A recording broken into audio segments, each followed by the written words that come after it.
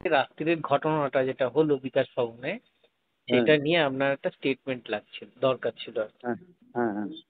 বলুন। তুমি স্টেটমেন্টটা নাও। হ্যাঁ, বলুন।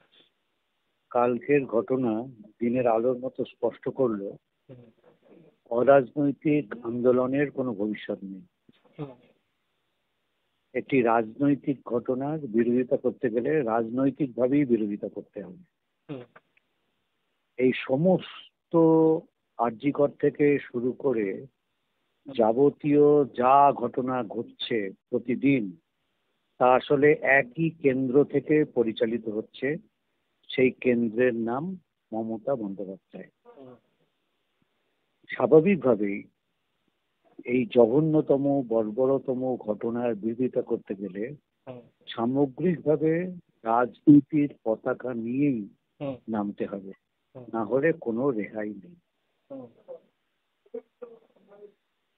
অরাজনৈতিক অরাজনৈতিক এই ধুয়ো তুলে তৃণমূল বিরোধী আন্দোলন যারা বিপদগামী করছেন, হুম। তাদেরও এটা বুঝতে হবে।